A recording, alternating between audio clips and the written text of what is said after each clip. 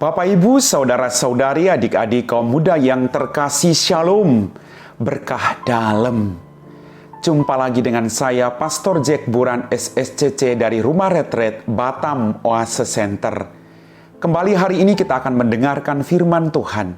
Mari kita siapkan hati kita. Tuhan sertamu dan sertamu juga. Inilah Injil Yesus Kristus menurut Santo Matius, dimuliakanlah Tuhan. Pada suatu hari Yesus melihat seorang yang bernama Matius duduk di rumah cukai. Yesus berkata kepadanya, "Ikutilah aku." Maka berdirilah Matius lalu mengikuti dia. Kemudian ketika Yesus makan di rumah Matius, datanglah banyak pemungut cukai dan orang berdosa makan bersama-sama dengan dia dan murid-muridnya. Melihat itu berkatalah orang-orang Farisi kepada murid-murid Yesus, "Mengapa guru memakan bersama dengan pemungut cukai dan orang berdosa?" Yesus mendengarnya dan berkata, "Bukan orang sehat yang memerlukan tabib, melainkan orang sakit. Maka pergilah dan pelajarilah arti firman ini. Yang kukehendaki ialah belas kasihan dan bukan persembahan. Karena aku datang bukan untuk memanggil orang benar, melainkan orang berdosa." Demikianlah sabda Tuhan. Bapak, Ibu, saudara-saudari, adik-adik kaum muda yang terkasih. Dalam bacaan Injil pada hari ini, pada pesta Santo Matius, Rasul dan penulis Injil, kita mendengar bahwa pendekatan Yesus berbeda dengan kaum Farisi.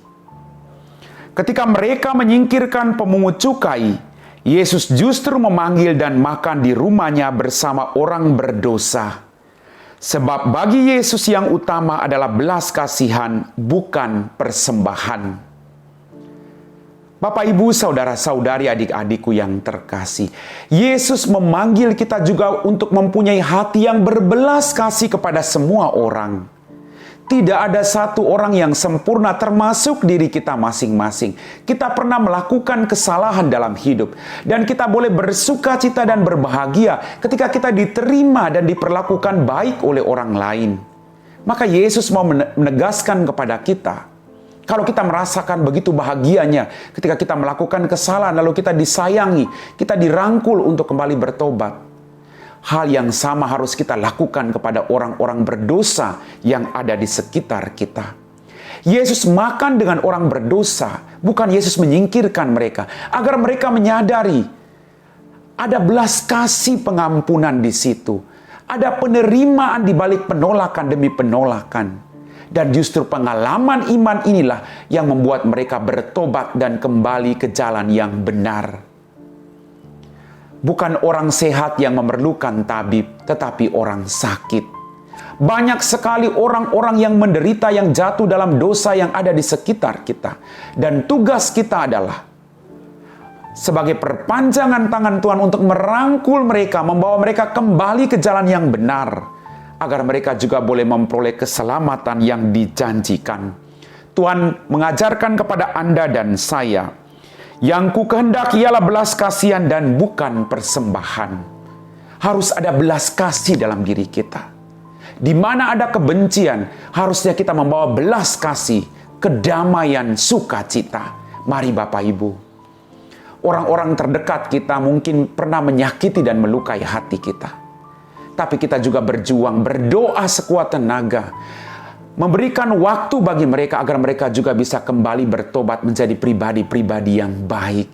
Percayalah, apapun pekerjaanmu, Tuhan selalu menyertai engkau. Seperti Santo Matius, mungkin dipandang sebelah mata oleh orang-orang Farisi.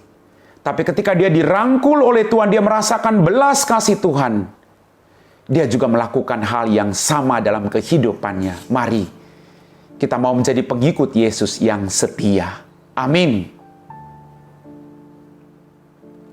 Bapak, Ibu, saudara-saudari, adik-adik kaum muda yang terkasih, kita telah diteguhkan oleh firman Tuhan. Tuhan mengajarkan kepada kita bahwa belas kasih itu jauh lebih penting daripada persembahan.